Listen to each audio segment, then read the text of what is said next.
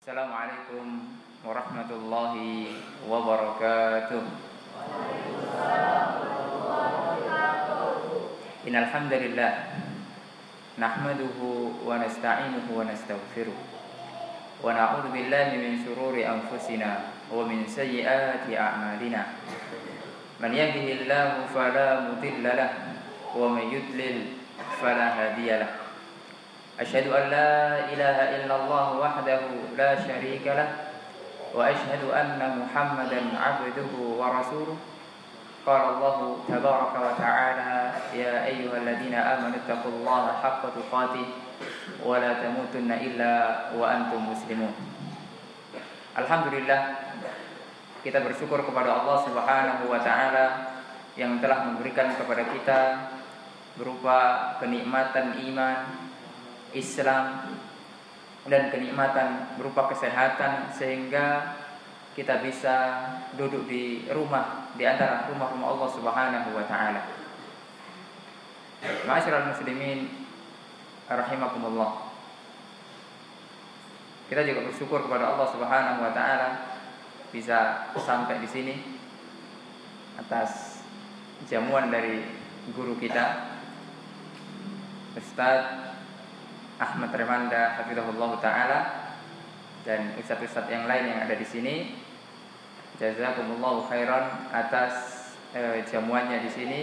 Ini sungguh nikmat yang besar dari Allah Subhanahu wa taala. Adik-adikku kaum muslimin rahimani wa rahimakumullah. Kalau kita berbicara soal menuntut ilmu, itu kita berbicara sesuatu yang sangat besar, bukan sesuatu yang remeh. Terlebih itu adalah ilmu agama. Oleh karenanya sampai-sampai Imam Ahmad bin Hanbal rahimahullahu ta'ala, imam ahlu sunnah wal jamaah, di antara juga al-a'immah al-arba', salah satu dari imam 4 madhab. Beliau pernah mengatakan, al-ilmu la ya'diluhu syai' in sahhat niyatuh.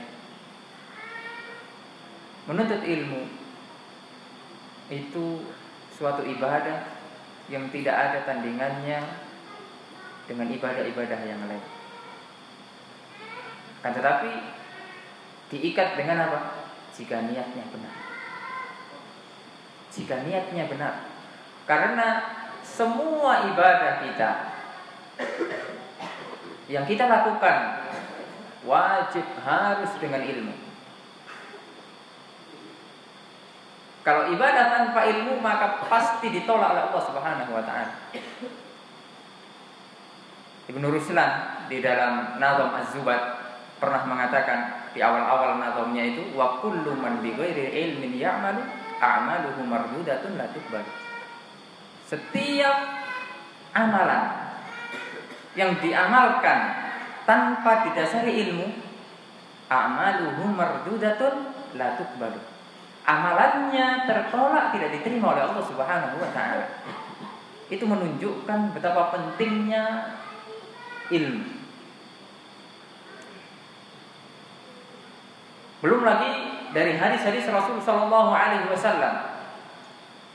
Oleh karenanya ketika Al-Imam Ibnu Rajab menyebutkan tentang menuntut ilmu, dan beliau mengatakan di salah satu perkataannya bahwasanya menuntut ilmu itu jalan ringkas menuju surga Allah Subhanahu wa taala.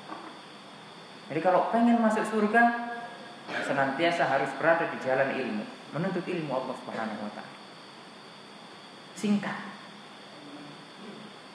Oleh karenanya kitab yang paling lengkap yang membahas tentang keutamaan menuntut ilmu dikatakan oleh Syekh Shalih Al-Utsaimin di dalam Syarah Tadhkiratis Sami' wal Mutakallim, kitab yang paling lengkap yang kata beliau, yang pernah beliau baca adalah kitabnya Al-Imam Ibnu Qayyim yang berjudul Miftah dari Sa'adah.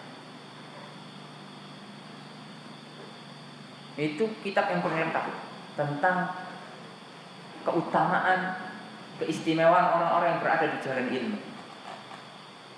Dimudahkan jalan menuju surga, dinaungi malaikat, didoakan ya, oleh makhluk-makhluk Allah Subhanahu wa taala yang ada di langit, yang ada di lautan bahkan.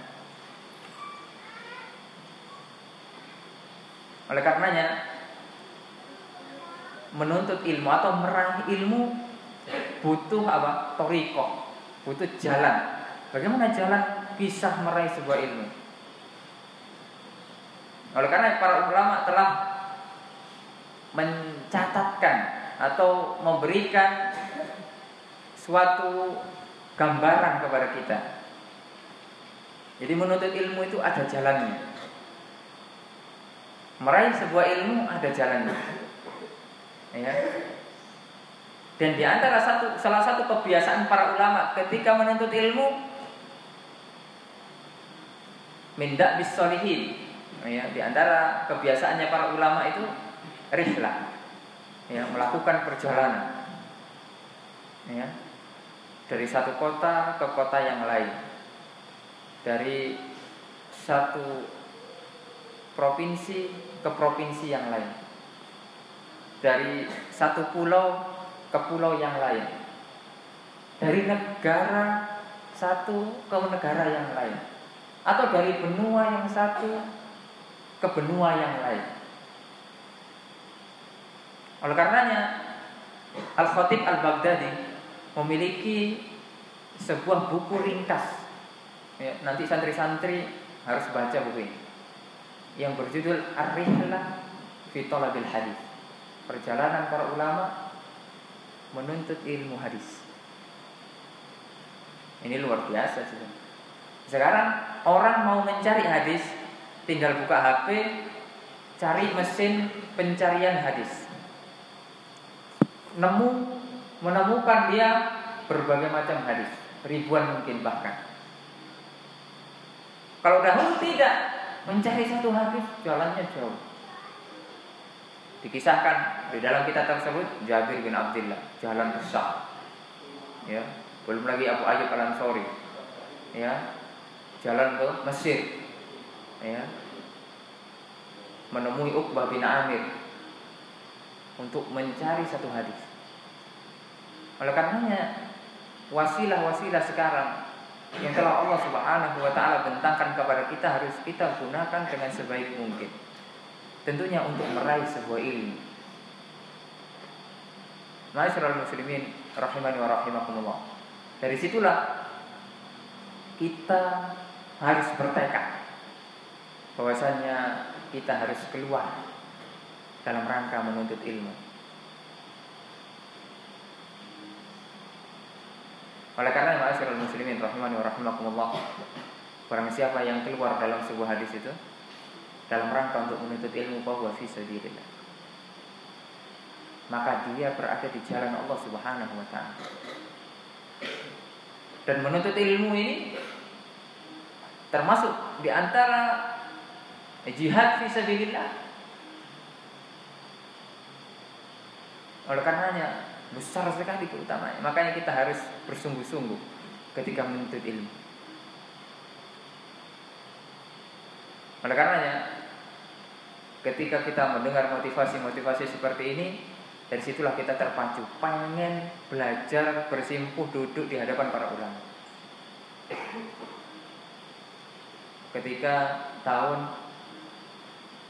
2014, ya, tahun 2014, setelah lulus dari sekolah menengah SMK, ya, kejuruan. SMK di sekolah menengah kejuruan. Jadi kalau SMA sekolah menengah atas, belum ada jurusannya. Kalau anak dulu SMK, jurusan multimedia. Ya, sukanya dulu pegang-pegang kamera. buat film dan yang lainnya. Kemudian ada keinginan untuk belajar agama Allah Subhanahu wa taala. Sehingga ketika dahulu kita belajar di sekolah, siang kita pergi ke pondok. Alhamdulillah pondoknya tidak jauh dari sekolah tersebut, sekitar jarak mungkin 500 meter. Ya. Jadi dari pagi sampai sekolah, dari pagi sampai siang sekolah. Dari siang itu sampai sore di pondok. Jadi santri kalong. Jadi santri apa? Kalong. Apa santri kalong? Santri kalong itu pulang pergi. Jadi nggak nginep. Kalau santri beneran itu nginep di pondok. Antum ini santri beneran. Kalau dulu anda bukan santri beneran, santri kalong, santri-santrian. Jadi kalau udah malam pulang, tidurnya di rumah. Karena dekat, 10 menit sampai. Ya. Karena masih ada kewajiban ketika itu untuk berbakti kepada orang tua, untuk membantu pekerjaannya dan lain sebagainya. Lalu kemudian setelah itu berbagai macam rintangannya, sehingga setelah lulus dari sekolah tersebut pengen melanjutkan ke minta saran sama ustadz itu. Ustadz, saya enaknya sekolah di mana? Sedangkan bahasa Arab masih tidak bisa, ilmunya juga apalagi. Ada salah satu guru anak di sana nih, antum daftar Madinah saja, gratis katanya. Bagus di sana. Aduh, Madinah saja. Oh iya, daftar aja nggak apa-apa. Akhirnya karena saya sudah terbiasa megang komputer dan peralatannya, saya coba searching apa Madinah itu. Saya cari. Akhirnya nemu juga. Oleh karena ketika itu kemudian saya urus berkas-berkasnya semuanya. Ya. Akhirnya kemudian saya scan. Sekarang scan pakai HP bisa. Kalau dahulu harus datang ke tempat fotokopi. Di-scan, kemudian dimasukkan flash disk, ya, dimasukkan flash disk. Lalu baru di-upload di websitenya Universitas Islam Madinah. Baru itu setelah itu keluar nomornya. Nah, nomor itulah nanti yang bisa dicek, dilihat kalau kita lulus atau enggak. Akhirnya dapat nomor setelah daftar tuh. Ketika itu belum punya paspor, jadi paspornya dikosongi. Tapi bisa diperbaiki setelah kita punya, nanti bisa diedit lagi. Tapi kata Ustadz Ana itu kalau di Madinah nggak bisa langsung diterima. Paling minimal nunggunya 1 tahun. Waduh, ini nunggu 1 tahun lama sekali. Mau kemana lagi nih? Akhirnya cari-cari informasi lagi. Tanya-tanya anak-anak pondok itu. Karena saya nggak tahu apa-apa urusan dunia pendidikan agama, saya nggak tahu. Tahunya pondok itu aja, yang di Pasuruan itu, di kota saya di Jawa Timur. Oh ini aja. Coba antum ke Libya katanya. Apalagi Libya itu. Libya itu ada di Jakarta. Akhirnya saya cari lagi infonya. Oh ternyata Libya itu seperti ini. Akhirnya udahlah, ke Libya. Tapi tidak boleh sama orang tua.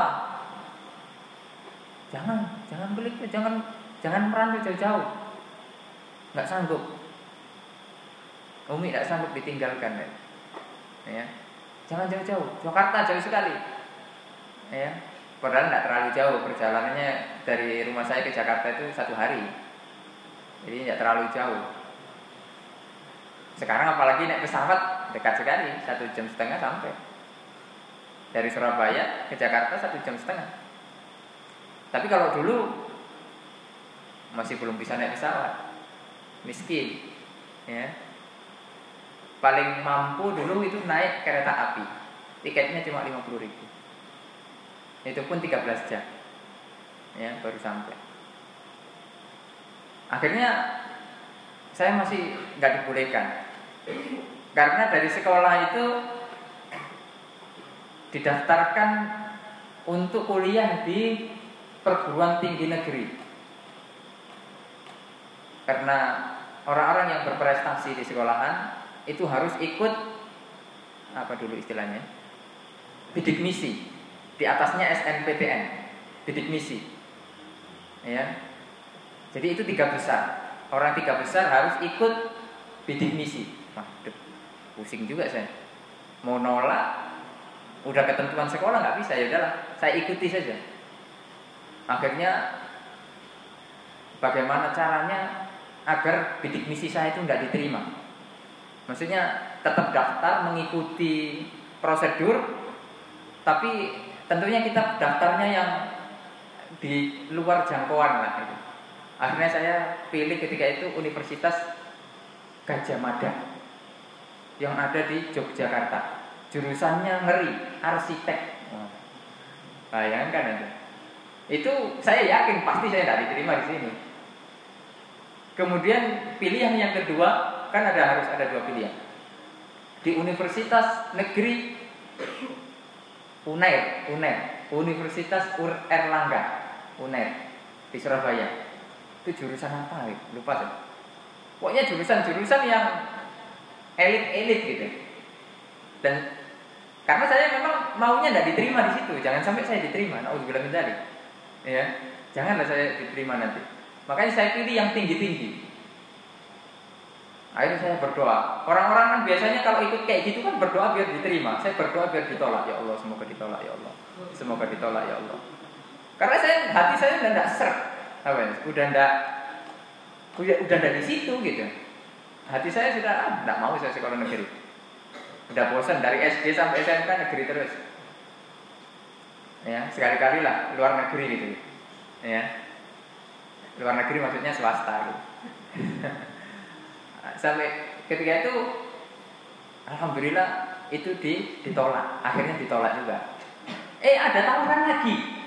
Harus ikut yang jurusan agama. Maksudnya tawaran untuk ke UIN. Ini apalagi UIN, dan tidak minat sama sekali, tidak minat belas. Ditawari ketika itu, ya udahlah, saya ngisi juga. Pilihannya tidak jauh, di Malang dan Surabaya. UIN Malang, Maulana Malik Ibrahim, sama UIN Sunan Ampel yang ada di Surabaya. Saya pilih jurusan juga agak yang rumit-rumit sedikit. Alhamdulillah, doa saya Allah Subhanahu wa taala kabulkan. Jadi saya tidak diterima di 4 universitas itu. Saya bersyukur kepada Allah Subhanahu wa taala, ya Allah, alhamdulillah. Soalnya kalau saya sampai diterima di situ, saya tidak diizinkan ke Jakarta. Kata umi saya, kalau kamu tidak diterima di 4 itu, boleh kamu ke Jakarta. Karena tidak ada pilihan lagi. Ya, harus ke Jakarta. Akhirnya alhamdulillah tidak diterima semua. Gimana Mi? Berangkat. Nah, akhirnya berangkat kita ke Jakarta untuk mengikuti tes di Libya. Di Libya tuh Masya Allah ya, ngeri tesnya itu. Ngambil rokam antriannya itu Masya Allah ya. Saya ketika itu tahun 2014 bulan Juni udah lulusan. Anak peduli sudah. Yang lain lulusan itu coret-coret, saya tidak peduli kayak gitu-gitu. Nah, saya berangkat Jakarta untuk ngambil nomor ujian teks. Akhirnya beli tiket kereta api, harganya 50.000. Berangkat. Pertama kali merantau. Pergi keluar kota. Ini kotanya bukan kota kecil, Jakarta. Kota besar, ibu kota negara. Bayangkan. Itu pertama kali. Bayangkan antum. Akhirnya tidak ada yang kenal juga di sana. Sampai di sana pokoknya tengah malam. Karena keretanya itu berangkat jam 1 kalau nggak salah, jam 1 siang atau jam 2, antara jam 1 atau 2 siang. sampai di Jakarta itu jam 1 malam. Sampai di stasiun Pasar Senen. Tapi ketika itu kalau nggak salah saya turunnya di stasiun Jatinegara. Habis itu langsung mencari gedung Lipia. Nyari gedung Lipia, nggak tahu. Akhirnya tanya-tanya. Namanya orang baru pertama kali, nggak tahu alamatnya, nggak tahu dia di mana. Ketika itu masih gelap. Tapi kalau di Jakarta itu malam jam segitu itu rame. Angkot itu 24 jam. Jadi masih kayak kehidupan biasa gitu. Kalau di sini malam ya mana ada. Di sana masih. Akhirnya bisa ya naik angkot ke sana. Sampai akhirnya sampailah kita di Lipia. Jam setengah tiga malam. Nih mana ini orangnya? Katanya pendaftaran. Ternyata masih sepi. Ada satu orang, ada di Libya tuh, satpam. Ya, nggak ada orang, katanya rame. Akhirnya, udahlah, mungkin harus menunggu. Ketika itu saya berdua sama teman saya. Ya. Kemudian datang orang pakai mobil. Ternyata orangnya nggak jauh dari situ, mungkin rumahnya Jabodetabek, daerah-daerah situ. Dia sama orang tuanya. Dia langsung tanya, dari mana mas? Dari ini bu, dari Jawa. Iya, mau ngapain? Mau daftar Libya. Oh iya sama lah, anak saya juga mau daftar Libya katanya. Dia pakai mobil, bagus mobil. Oh iyalah bu, nggak apa-apa. Akhirnya karena sudah mepet waktu subuh, ya, jadi kalau di Jawa itu subuhnya itu sekitar 3:30 gitu. Kalau di sini kan lama, jam 5 baru subuh. Kalau di Jawa sekitar jam segitu. Akhirnya ibu itu baik hati. Udahlah mas, kita sholat subuh dulu. Oh iyalah bu, kita sholat subuh. Diajak pakai naik mobil tuh. Ya kita nggak punya mobil. Kita tadi dari Jawa bawa kereta, nggak mungkin kereta kita bawa kemana-mana kan? Kita parkir di stasiun, ya. Akhirnya ada kita pakai mobil, sholat subuh. Nah, sholat subuh, balik lagi kita ke Libya. Ternyata masya Allah luar biasa, rame. Setelah subuh itu di gerbang tuh full orang. Ini makhluk patut apa? Tadi sepi sekarang rame. Bayangkan kan? Waduh, ini otomatis gak dapat nomor ini. Akhirnya sampai dari pagi sampai jam 9 itu enggak merasakan lapar sudah. Ya. Ternyata qadarullah wa masyafa'al. Padahal saya datang pertama. Tapi enggak dapat nomor. Nyesek enggak sih? Nyesek sekali. Ya Allah. Apa salah hambamu ya Allah? Akhirnya merenung saya. Mau pulang enggak mungkin. Jauh-jauh. Akhirnya adalah berdoa sajalah sama Allah SWT. Makanya berdoa di saat genting itu kadang luar biasa manfaatnya. Ya, berdoa di saat genting, apalagi pas puncak-puncak masalah itu luar biasa. Akhirnya setelah orang-orang pada ngisi formulir itu, ya Allah enaknya tuh, udah dapat formulir bisa ikut ujian nanti, sedangkan kita mana ada nggak dapat ya Allah, sedih, ya. Nah, sampai akhirnya jam-jam sekitar jam 9 itu, ibu-ibu yang tadi subuh masih ingat ternyata dia manggil, mas, mana? Udah dapat formulir ya? Oh, dengan ekspresi yang galau, ekspresi yang sedih gitu ya. Belum bu, ini bukan pura-pura ya, tapi memang belum gitu kan? Belum dapat bu. Tadi sudah ngantri, kemudian kayak gini. Oh gitu ya, iya bu. Gitu. Akhirnya, oh iyalah, tunggu sebentar mas katanya. Ya, tunggu sebentar. Waduh, kalau ibu-ibu tunggu sebentar ini berarti efeknya dahsyat ini. Ya. Sampai akhirnya ibu tuh nyuruh masuk ke dalam mobilnya. Waduh, ngapain ini? Masuk katanya. Ternyata ibu-ibu tersebut punya orang dalam. Itulah enaknya punya orang dalam. Kita orang dalam tidak punya, orang luar juga tidak punya. Serba salah. Ya. Ibu-ibu itu punya orang dalam. Itu enaknya punya orang dalam. Ibu-ibu itu ngambil 3 formulir, ya, karena pantesan nggak dapet ini. Ibu-ibu ngambil 3 formulir. Ya Allah. Ini aja, tapi jangan bilang siapa-siapa. Siap Bu, 86. Ya. Akhirnya, yang awalnya sedih, seneng kan, dapat formulir, nggak jadi pulang. Alhamdulillah ya Allah. Akhirnya ngisi formulir, diisi semuanya.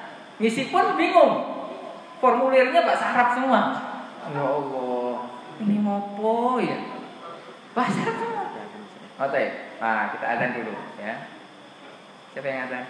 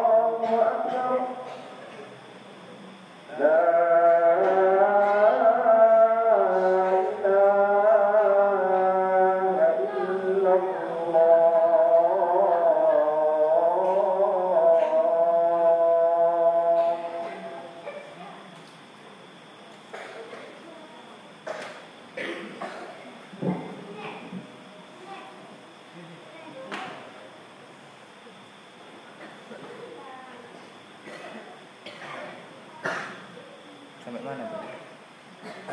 Sampai mana? Hah? Formulir. Masya Allah. Lanjut atau enggak? Lanjut. Jadi formulirnya itu bahasa Arab. Antum daftar sini pakai formulir enggak? Bahasa Arab atau bahasa Indonesia? Kalau di Libya nanti bahasa Arab. Ya, itu harus siap-siap tuh. Ya.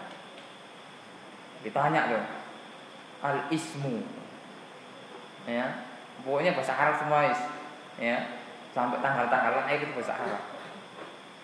Akhirnya adalah ya, karena saya belum ngerti, akhirnya lihat sebelah. Lihat loh. Ya. Ini bukan mencontek, cuma melihat. Ya. Karena kan bukan pelajaran. Kalau mencontek itu pelajaran. Tapi kalau bukan pelajaran itu namanya melihat. Ya. Akhirnya adalah yang penting dah keisi semuanya. Alhamdulillah dah diserahkan. Sampai nunggu waktu ujian. Waktu ujiannya 3 bulan berikutnya. Ya, ketika itu bulan Rajab. Ya, jadi tes nanti di Libya itu sekitar habis bulan Idul Fitri.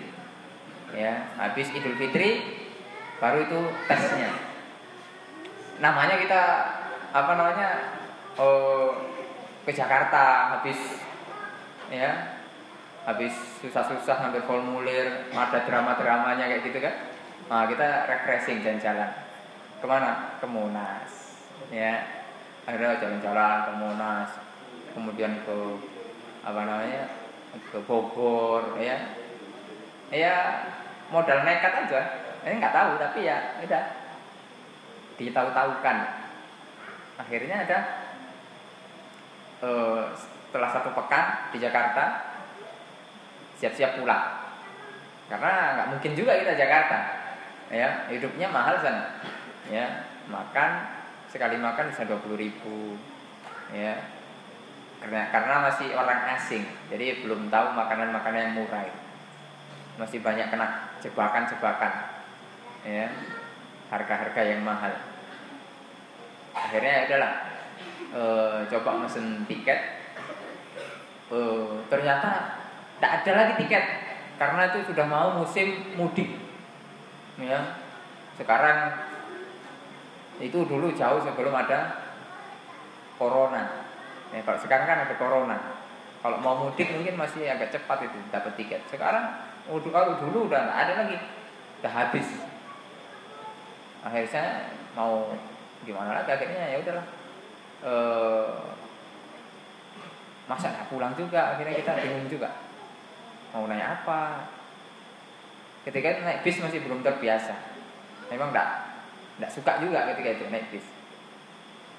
Akhirnya dengan pertolongan Allah Subhanahu wa taala ternyata ada tetangga dia kirim barang dari Jawa ke Jakarta. Kirim mebel karena di kota saya itu kan penghasil mebel termasuk terbesar. Kursi, lemari dan lain sebagainya itu dikirim ke Jakarta. Sehingga pulangnya kok kosong. Akhirnya dikabari sama ya udahlah numpang aja situ katanya. Akhirnya alhamdulillah dapat tumpangan. Ya. Mobil pick up ketika itu. Ya. Dari Jakarta ke Jawa 1 hari. Ya, pakai mobil. Alhamdulillah yang penting pulang. Nah, dari situ karena saya merasa masih kurang, masih belum bisa bahasa Arab, meskipun sudah belajar cuma masih belum nyambung. Ya, bahasa Arab tuh kayak gitu dia. Untuk nyari koneksinya itu agar bisa connect itu lama waktunya. Ya, apalagi kalau belajarnya seminggu sekali, 2 minggu sekali. Nah, itu enggak connect. Yang setiap hari aja enggak connect, apalagi yang seminggu sekali. Apalagi sudah mikir yang macam-macam. Enggak connect, susah. Ya. Akhirnya saya ikut tryout untuk ujian di Lamongan. Kalau antum pernah dengar Lamongan, itu yang ada di pantai utara Jawa sana. Selama 10 hari di karantina. Ya, bukan karena kena Covid ya. Karantina memang untuk khusus latihan itu. Sampai ketika itu ada tugasnya, ada pokoknya banyaklah kegiatannya. Yang isi juga kakak-kakak senior yang di Libya ketika itu. Dan ternyata setelah ikut tryout, ketika itu terlihat kemampuan kita itu sampai di mana. Alhamdulillah, ternyata setelah tryout ujian pertama, kedua, ketiga, saya peringkat akhir. Ya, peringkat paling akhir. Ya. Termasuk paling akhir. Wah, ini tidak mungkin saya diterima kayak gini, ya Allah. Susah sekali. Udahlah, akhirnya berjalan waktu, sudah hari H untuk tes ke Jakarta. Persiapan ya segala macam. Dan saya sudah bertekad tidak akan pulang lagi ke kampung. Ya, sebelum kita belajar bisa bahasa Arab. Ya, bertekad. Pantang kita pulang kampung kalau tidak bisa bahasa Arab. Nah, itu tekad. Antum buat tekad kayak gitu. Tidak mau saya pulang sebelum bisa bahasa Arab. Ya, sebelum hafal Quran pantang pulang. Nah, gitu. Buat kayak gitu. Ya, ketika mak nangis pun pulang lah, pantang pulang mak, belum hafal Al-Quran. Nah, gitu. Emaknya sudah nangis, ya. Tapi jangan, ya. Kalau masih kecil jangan. Nanti kalau udah dewasa ya gitu, tidak masalah. Ya. Akhirnya balik lagi Jakarta, ikut tes. Bismillahirrahmanirrahim, tes. Ya. Ternyata ya Allah banyak soalnya. Anak kira kan ada bahasa Indonesia gitu, tidak ada bahasa Arab semuanya, gundul-gundul lagi. Bayangkan nanti bahasa Arab gundul-gundul, bacanya gimana ini? Dari berapa soal itu saya bisa ngerjakan paling 2. Yang lain udah ngitung kancing ABC. Udahlah, bismillah sudah. Ya. Habis itu cemas lah. Enggak iya nih. Yang penting udah usaha. Betul. Prinsip seorang muslim itu kan ikhtiar dulu, perang dulu baru tawakal kepada Allah. Jangan tiba-tiba tawakal enggak perang dulu. Meskipun perangnya abal-abal kayak anak tadi, ya enggak apa-apa. Yang penting siapa tahu kan ada keajaiban gitu loh. Tiba-tiba dibenarkan semua kan, ngantuk yang koreksi kan. Oh, padahal ini betul lah. Siapa tahu kan gitu ya. Ternyata ya udah nunggu tuh. Duduk. Ya. Kalau orang-orang yang bisa kan, tenang lah, diterima insyaallah. Tapi kalau orang nggak bisa nih kayak anak ini ya Allah. Duduk. Tapi ada penghibur ketika itu. Ketika penantian itu, di Masjid Istiqlal, masjid terbesar yang ada di Indonesia, mengadakan daurah Syekh Abdul Razak, ya, dengan penerjemah ketika itu Dr. Firanda. Sedikit hiburan adalah karena saya suka sekali dari sejak sekolah itu saya suka sekali ikut kajian, ya. Jadi kalau ada kajian itu saya ikut. Nah, termasuk itu pertama kali itu saya ke Istiqlal, ya, ikut kajian Syekh.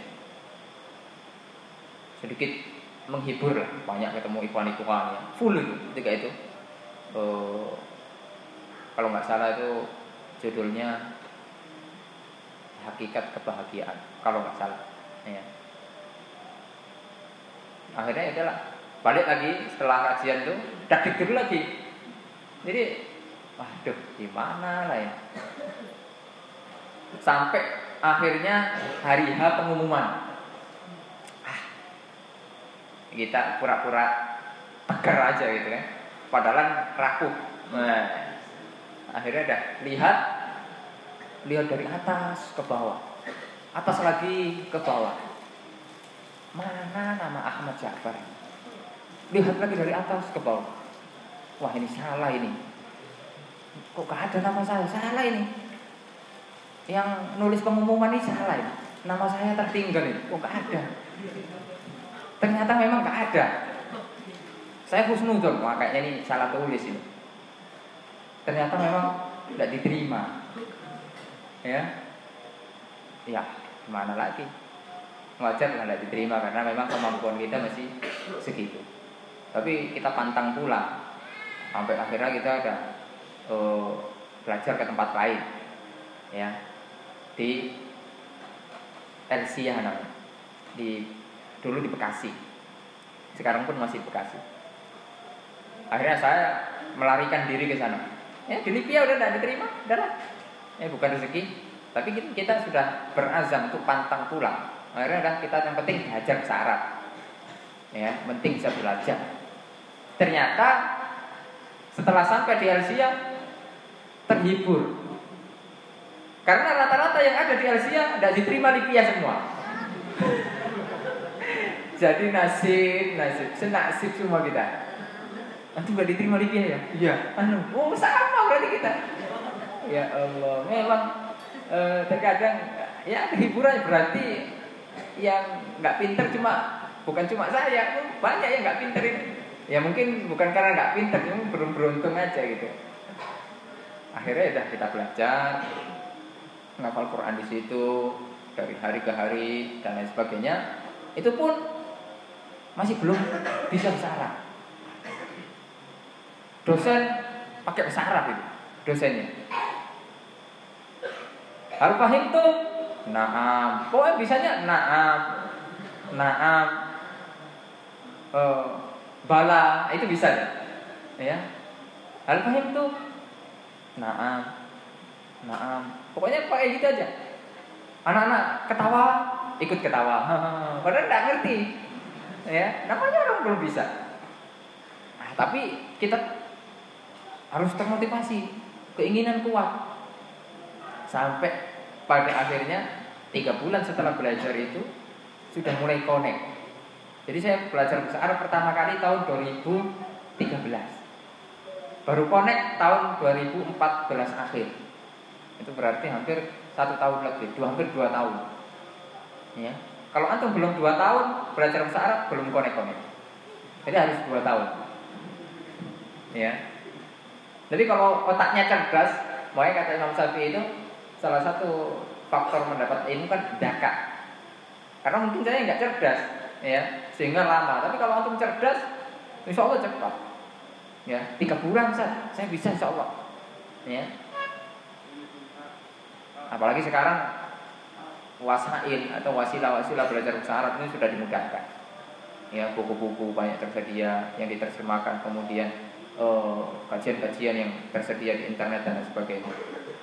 Ya, sehingga kita tidak boleh males.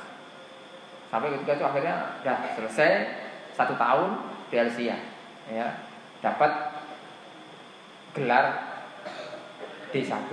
Karena D1 kan tidak ada gelarnya, cuma diploma 1.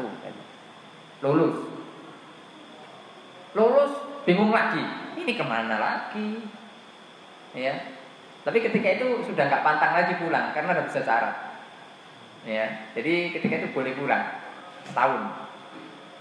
Akhirnya tapi bingung mau kemana lagi. Madinah sudah daftar, ada panggilan. Akhirnya ketika itu opsi banyak. Udah daftar Libya lagi. Masih penasaran sama Libya. Daftar lagi yang ada di Sukabumi. Daftar lagi yang ada di sini. Pokoknya daftar semua. Ya. Akhirnya tes lagi Libya. Ketika itu di Libya sudah bisa ngerjakan. Ya. Sudah bisa ngerjakan, paling yang nggak bisa sedikit. Alhamdulillah. Ya. Ternyata pengumuman nggak diterima lagi. Bayangkan aja. Wah, Libya ini nggak cocok sama anak, nggak cocok. Akhirnya udah, nggak ke Libya, dia bilang nggak apa-apa, nggak ke Libya. Mungkin ada takdir Allah SWT yang lain. Alhamdulillah di Sukabumi itu saya diterima. Di beberapa perguruan tinggi diterima. Cuma ketika itu ada tawaran lagi dari teman saya yang dulu ikut tes di Lamongan tuh. Dia dari Gontor, kemudian mau dia ke Mesir. Akhirnya dapat kabar di situ. Cobalah ikut tes Mesir kan. Ketika itu saya tidak pernah terbayang Mesir itu gimana, saya tidak pernah terbayang.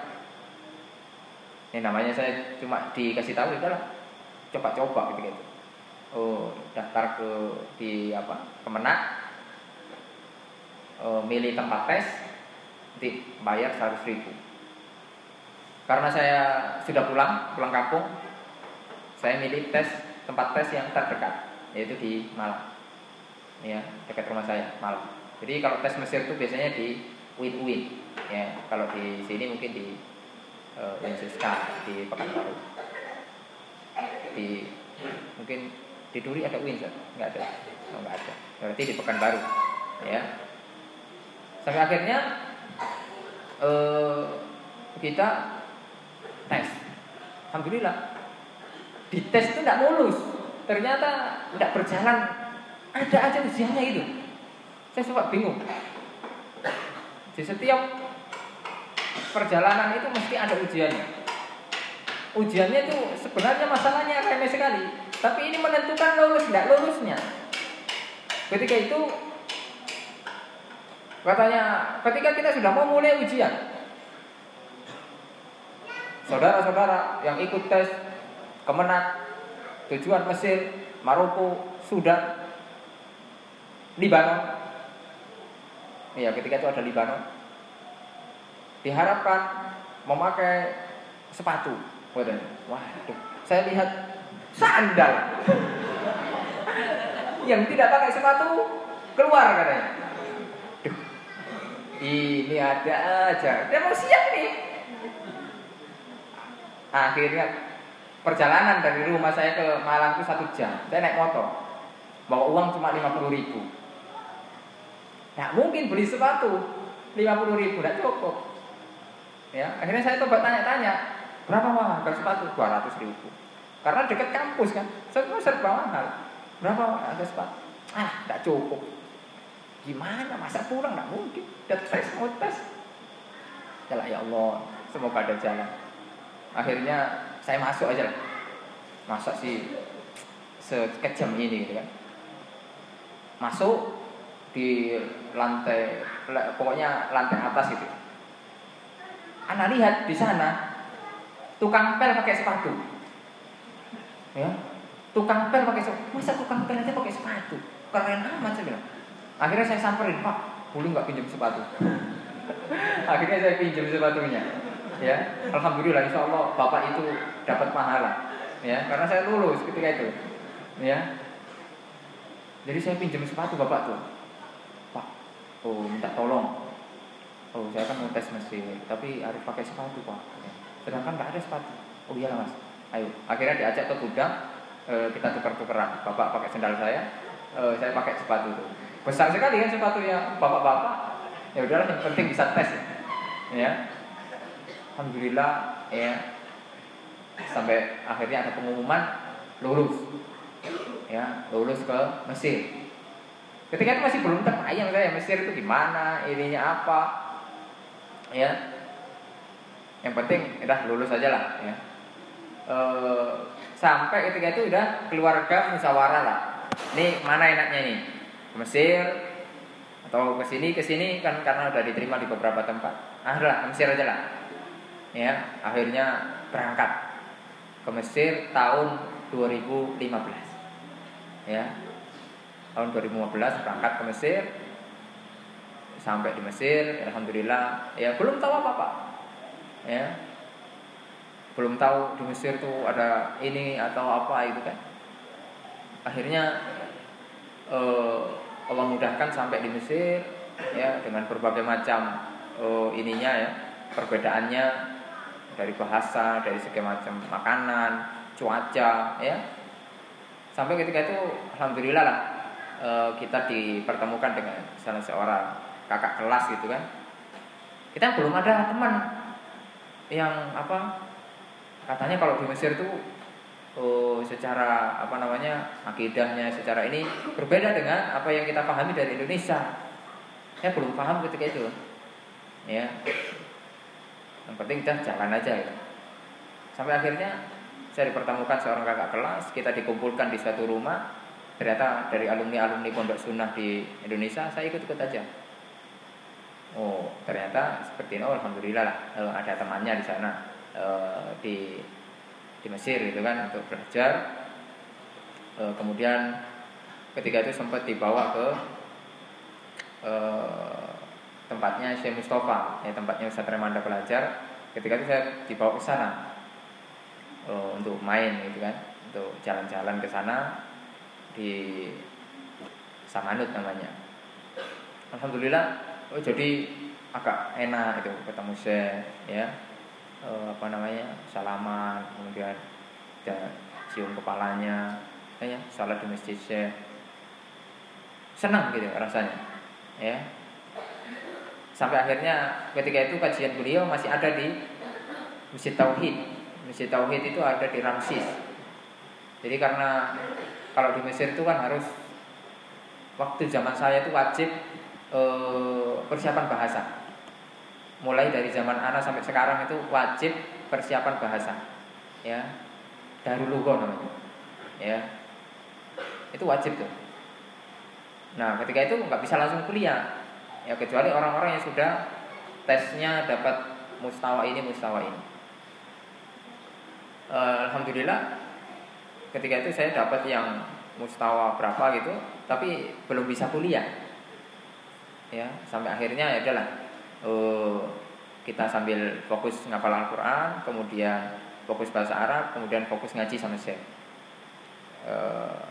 di yang ada di Masjid Tauhid. Ketika itu 2 kali dalam 1 pekan, hari, kalau nggak salah hari Kamis sama Senin, bahas tentang Sahih Bukhari sama tafsir, ya, tafsir yang Syekh tulis itu, ya, yang berjilid-jilid itu. Nah, dari Darul Lugha tuh kita naik bis ke sana, ya. Katanya kajiannya itu pada Isya. Jadi ketika kita sampai rumah itu kadang jam 12 malam, ya. Karena jauh, ya. Belum lagi kita desak-desakan di sana. Itu tapi nikmat, ya, nikmat sekali ketika itu.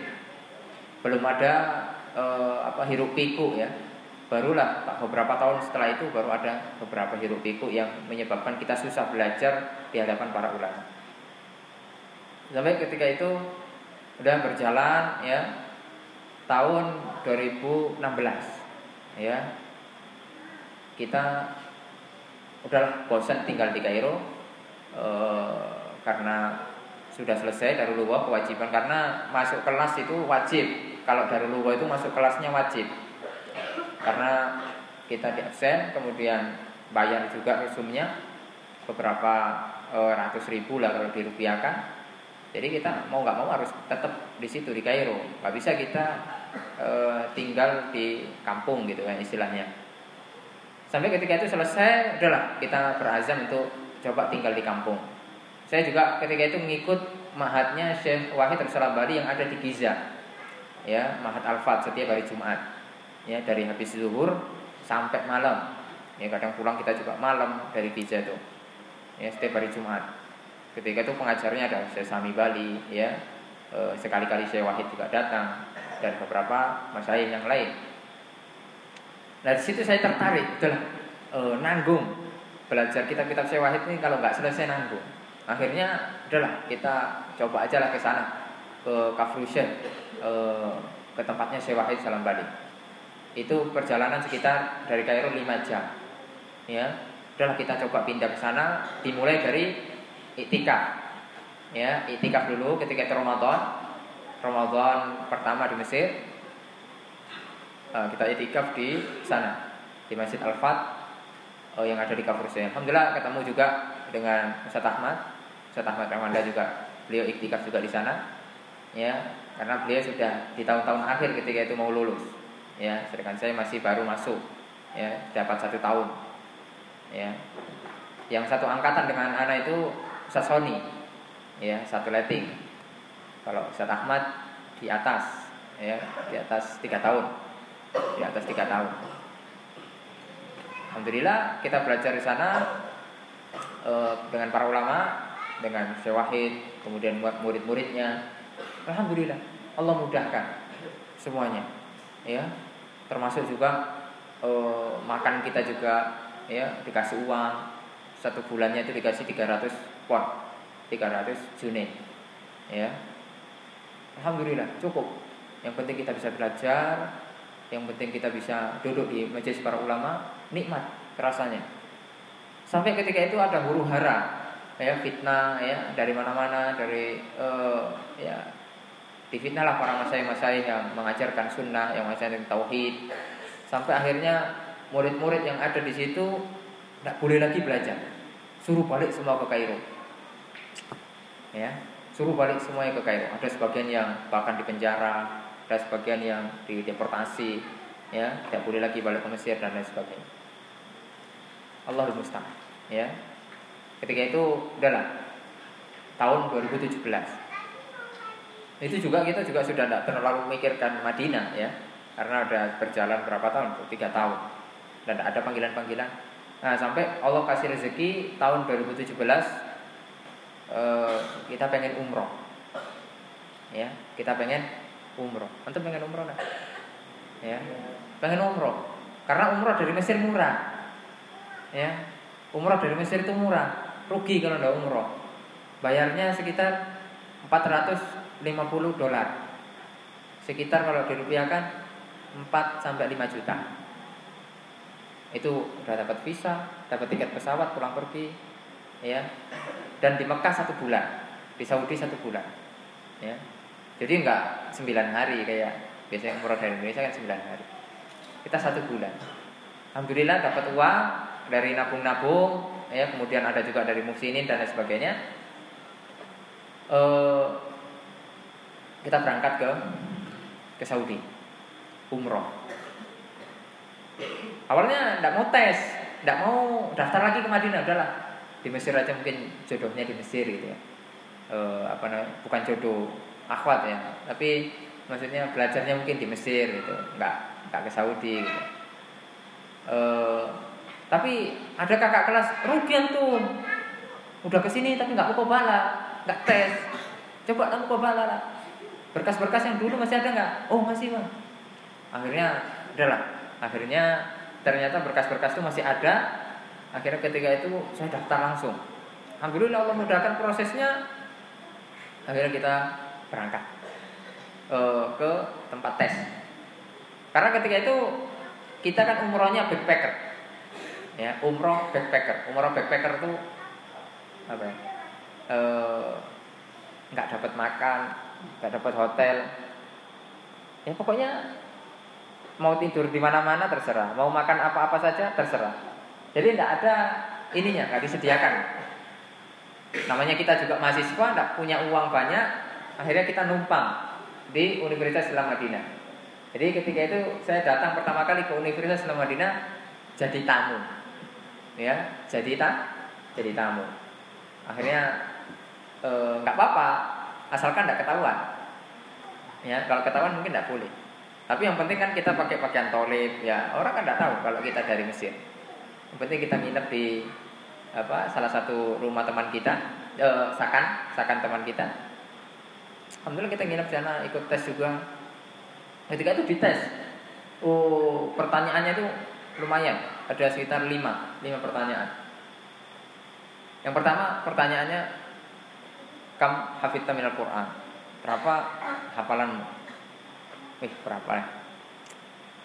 Saya ketika itu menjawab yang mungkin, ya. Jadi kalau nggak mungkin jangan dijawab. Jadi saya jawab itu yang mungkin saja. Saya memang sudah ngafalnya ketika di Mesir udah banyak. Cuma karena nanti kemana-mana, jadi yang mungkin cuma sedikit. Ya, saya jawab berapa mungkin? 2 juz. Karena ketika itu spontanitas tesnya, belum sempat kita merojak lagi. Nanti kalau ditanya kita mungkin misalnya 10 juz, mati kita. Nggak tes, nggak lulus nanti. Akhirnya adalah 2 juz. Juz berapa? Juz 30. Sama berapa? Juz 1. Ya. 30 juz 1, juz favorit. Ya. Akhirnya dites. Ya. Ternyata nggak juz 1 ditesnya. Juz 3, ya, di akhir surat Al-Baqarah. Ya, langsung saya bersyukur alhamdulillah. Ya, istamil hadil ayat. Amanar rasulu bima unzila. Ini tiap hari mau tidur kita baca ini. Ya, alhamdulillah mudah sekali.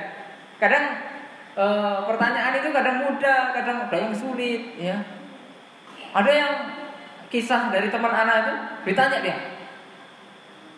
kamu hafid tentang Al-Quran? Berapa hafalan kamu? Mahafidtu syai'an. Aku tidak hafal apa-apa katanya. Ya. Akhirnya disuruh dia Iqra' ma tayassara minal Qur'an. Bacalah apa yang mudah saja. Akhirnya dia baca Qul huwallahu ahad. Lulus. Ayo. Kan ada. Lulus. Ya. Jadi memang di UIM itu unik ya. Jadi teman anak kan anak tes bertiga orang, 3 orang. 2 lulus, 1 tidak lulus. Ini gagal di Al-Quran. Teman anak ini kayak gitu dia. Mungkin dia salah jawab atau mungkin pas dia blank gitu. Dia memang hafalannya sudah banyak semenjak di pondok karena dia orang pondok. Kalau anak kan bukan orang pondok, jadi hafalannya juga baru merintis gitu. Kalau dia kan udah lama, udah karatan di pondok. Ya, sehingga hafalannya udah puluhan itu. Ketika itu dia bicara, kamu hafid Al-Quran? Khamsa wa isri. Ya, pokoknya 25 juz, mau 30 juz hafalannya, udah banyak. Ketika itu dia dites Iqra' surah Ar-Rum. Bayangkan itu termasuk tengah-tengah juga. Bingung dia, diem aja dia. Nah, akhirnya diterima. Ya, makanya pilih yang mungkin aja. Ya. Jadi jangan yang pernah dihafal. Kalau pernah dihafal itu kadang lewat aja itu. Ya, jadi yang mungkin. Bicara nanti kalau dites tuh yang mungkin. Mungkin berapa? 2 surat, nggak apa-apa. Atau 3 surat, mungkin nggak apa-apa. Yang penting jujur, ya. Kadang tes itu kan bukan hanya karena faktor hafalan, kejujuran itu dites. Karena kan yang tes itu dia sudah paham dia psikologi orang itu dia paham, ya. Dia gemetarnya, dia tenangnya. Dan orang Arab itu nggak suka dia terlalu kayak tes kita wawancara mau kerja itu siap gerak. Siap komandan, enggak kayak gitu. Jadi dia alhamdulillah, pokoknya basa-basi gitu. Ya orang Arab. Halu, sebul khair, ya. Kemudian didoakan. Orang Arab itu suka didoakan. Ya, Allah yuqaddik, barakallahu fik, ya. Dan doa-doa yang lain, ya. Allah yazawij, ya. Tambahkan istri. Kemudian pokoknya doa-doa yang inilah, ya, yang bermanfaat gitu. Senang dia. Ya, asalkan jangan doa, ya, semoga cepat mati, jangan, tidak diterima, ya. Jadi kayak gitu. Akhirnya pertama ditanya itu hafalan lulus, ya. Kemudian ditanya lagi masalah akidah. Ini pasti ditanya masalah akidah. Ketika itu ditanya ainallah. Kalau kita ditanya ainallah, apa jawabannya? Apa jawabannya? Antum? Apa jawabannya? Tidak tahu. Siapa yang tahu? Siapa yang tahu? Hah? Kalau kita ditanya aina Allah, apa jawabannya? Hah? Angkat tangan. Yang belakang-belakang. Hah? Angkat tangan. Atau anak tunjuk. Itu tuh yang ketawa-ketawa. Antum itu tuh pakai baju putih. Bisa jawab? Allahu alal ars. Betul atau salah? Betul ya? Sini. Dapat hadiah. 5.000. Gak apa-apa, buat beli es kan bisa, ya. Es bomba. Ya. Ya, ketika itu begitu, aina Allah, Allah bisa, ya, dijawab Allah bisa atau alal ars apa, atau fauqal ars, ya, bukan hanya sekali itu aina dalil, sebutkan dalilnya, ya, surat ini. Kemudian ditanya wawasan, sakofa, ya, sakofa Islam. Ketika itu anak ditanya tentang berapa, sebutkan istri Rasul SAW. Ya, makanya kita harus hafal tuh. Istri-istri berapa, ada berapa. Kemudian disebutkan perang. Suruh menyebutkan perang-perang. Ya, apa aja perang-perang. Dan setelah itu udah selesai. Ya. Setelah itu selesai, alhamdulillah. Tahun 2017. Karena kalau di UMI itu kan dia kayak gitu dia, enggak jelas. Kalau kita di mahat-mahat atau di universitas-universitas kan yang lain kayak di Al-Azhar itu kan ada tesnya dia. Tes nanti dapat nilai 70 diterima. Dapat nilai paling rendah 60 diterima. Ya, kalau di UMI enggak ada kayak gitu. Ada orang pinter ya enggak diterima. Ada orang yang enggak pinter bandel juga diterima. Ada orang hafalannya 30 juz mungkin ya di dalam kepala ya mungkin ya saking mungkinnya dan diterima juga. Ada yang dapat tazkiyah dari Syekh Sudes. Siapa Syekh Sudes? Syekh Abdurrahman As-Sudes. Siapa tahu antum? Hah? Syekh Abdurrahman As-Sudes, tahu enggak?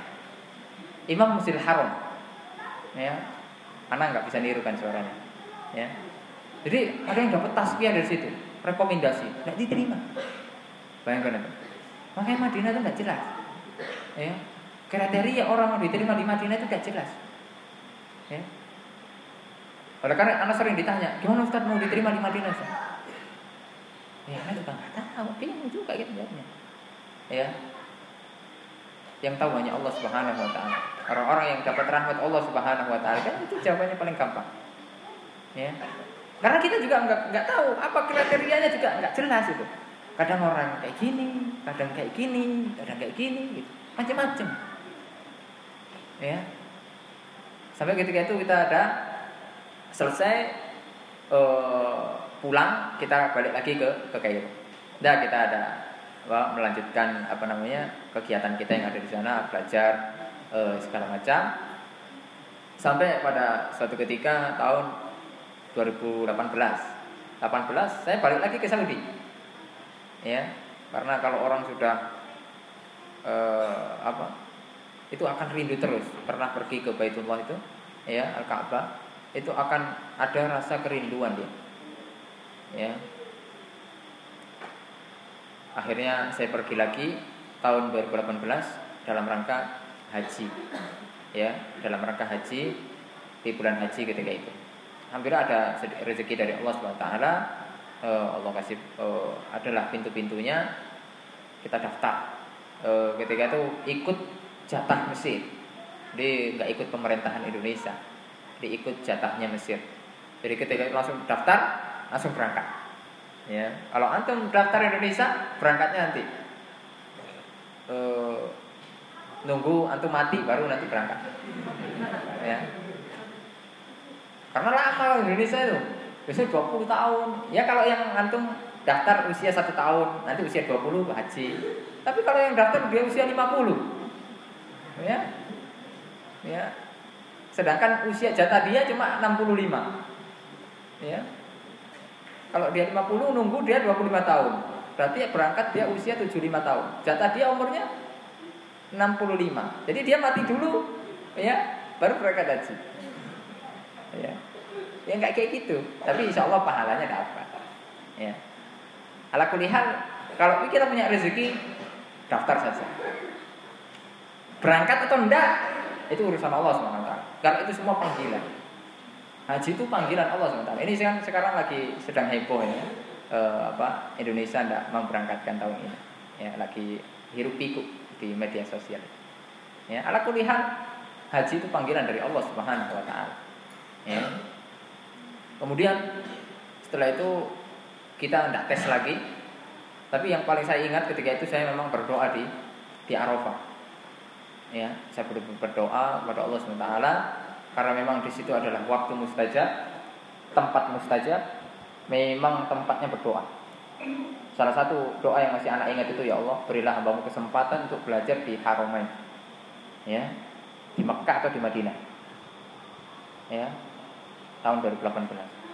Alhamdulillah setelah dapat beberapa cobaan ya di awal-awal tahun 2019 itu.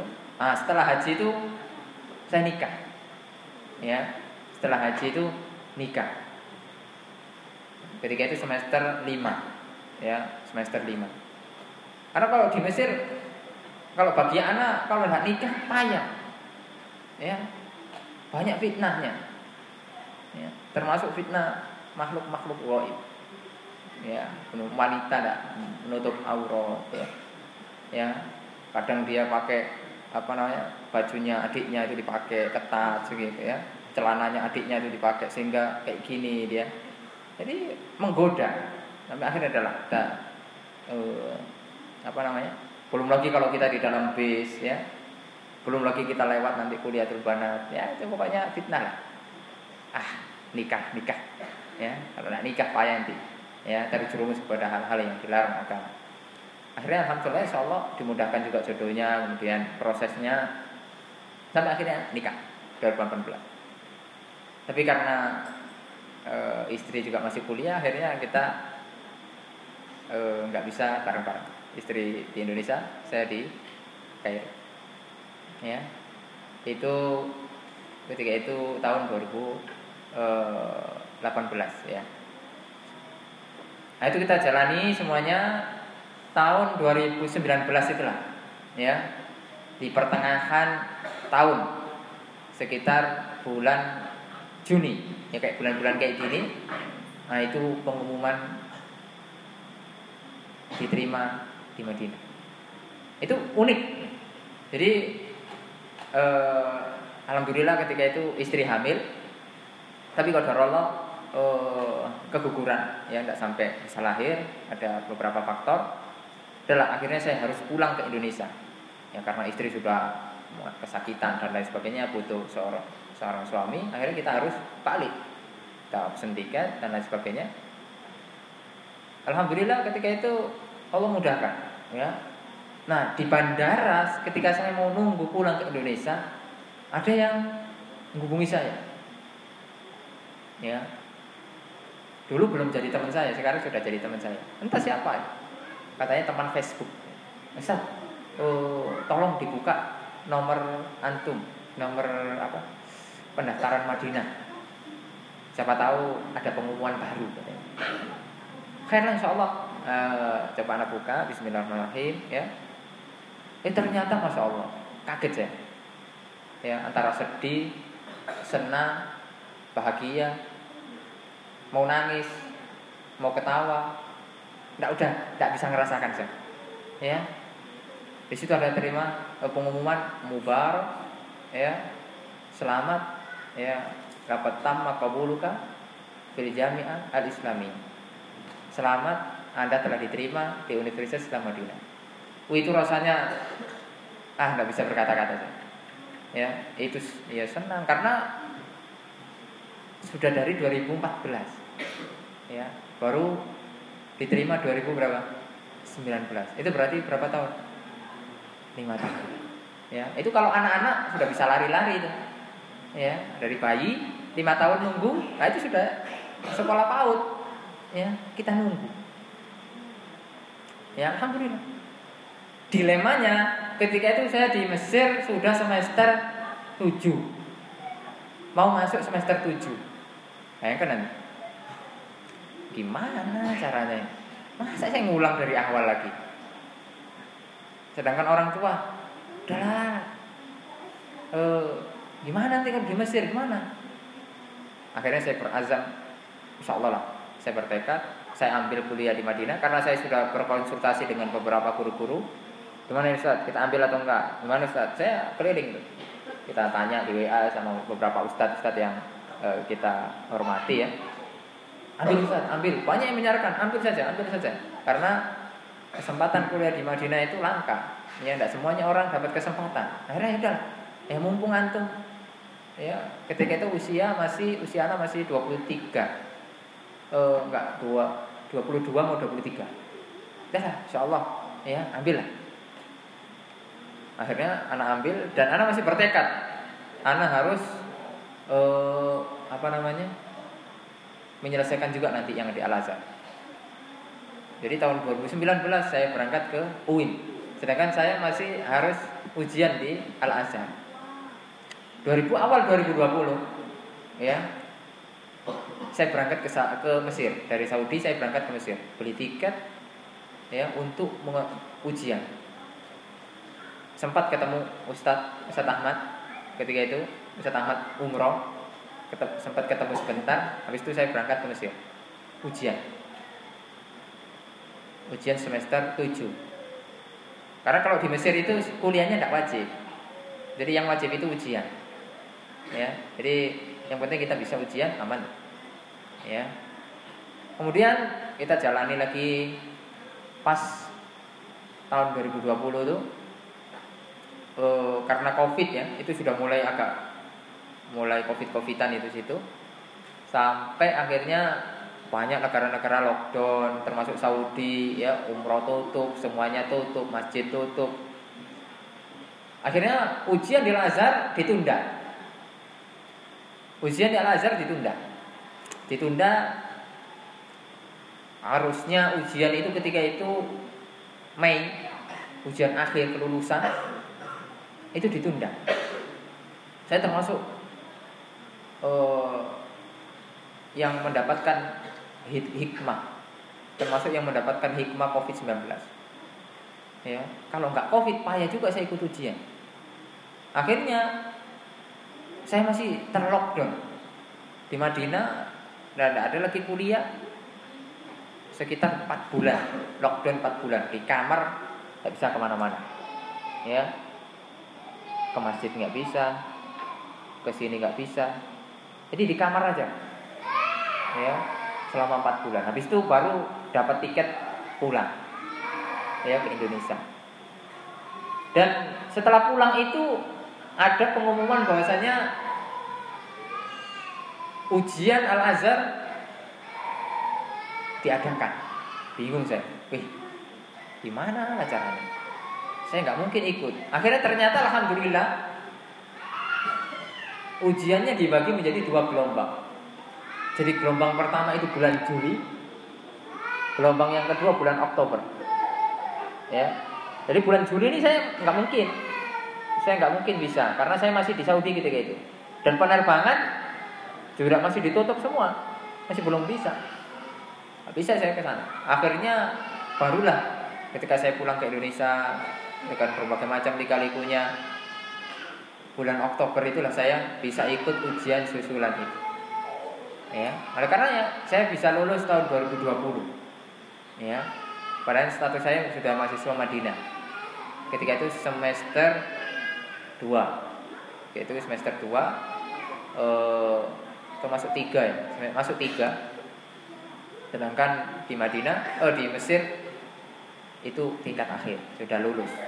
Ya, alhamdulillah akhir 2020 itu sudah lulus. Ya, termasuk bareng sama Ustaz Sony itu sama-sama udah lulus. Cuma kalau Ustaz Sony itu dia ikut gelombang yang pertama di bulan Juli. Ya, kalau saya ikut gelombang yang kedua. Alhamdulillah sampai sekarang, kemudian 2021 ternyata kuliah online. Kita masih belum bisa balik lagi ke Madinah, dan sekarang sudah masuk semester 5. Sekarang masih liburan. Ya udah, sehingga saya masih bergentayangan di Indonesia. Ya, belum lagi balik ke sana. Ya, itulah singkat perjalanan kita ya sampai lulus, kemudian balik lagi kuliah dan lain sebagainya. Tentunya itu adalah pertolongan dari Allah Subhanahu wa taala, yang mana kita tidak mungkin bisa menjalankan itu kecuali pertolongan dari Allah Subhanahu wa taala. Semoga yang singkat ini bisa bermanfaat ya. Jadi adik-adik harus mempunyai mimpi yang setinggi-tingginya. Tidak masalah ya, tuliskan cita-cita antum itu setinggi-tingginya. Ya, jangan apa cita-cita antum? Sini aja loh Ustaz. Ini aja lah, manen sawit aja. Jangan ya. Ya manen sawit iya, tapi harus ada cita-cita tinggi lagi. Ya, belajar ke Timur Tengah, atau mungkin belajar kemana ya, ke Jawa, atau belajar ke tempat-tempat yang bagus gitu. Ya, yang mana itu memang mendukung keilmuan kita. Ya. Sambil nanti ada skill-skill untuk kita bekerja. ya.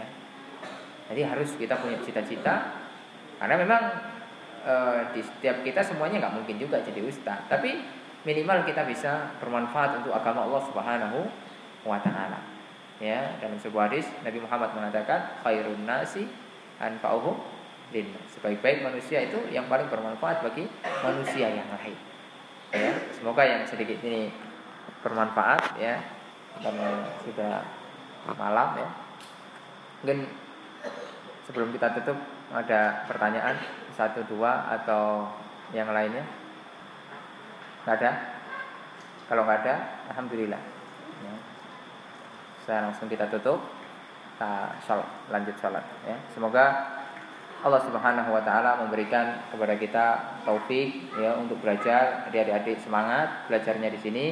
Jadikanlah ini sebagai bekal antum nanti di kehidupan masa depan, karena sebaik-baik pemuda ketika dia dekat dengan masjid, ketika dia dekat dengan Al-Quran, ketika dia dekat dengan guru-gurunya yang mengajarkan qala Allah wa qala Rasul ya. Dan antum harus berdoa ya kepada Allah Subhanahu wa taala semoga masuk di dalam 7 golongan yang akan dinaungi oleh Allah Subhanahu wa taala. Di antaranya adalah sabun nasya'a fi ibadatillah, seorang pemuda yang hidup dalam ibadah kepada Allah Subhanahu wa taala. Di mana banyak para pemuda di usia-usia antum ya, itu sudah terjebak dengan pergaulan bebas, sudah terjebak dengan pergaulan-pergaulan yang sangat jauh dari syariat dan lain sebagainya. Maka antum harus bersyukur ketika orang tua antum sudah memilihkan antum tempat untuk belajar, untuk dekat dengan Al-Quran, untuk dekat dengan para guru.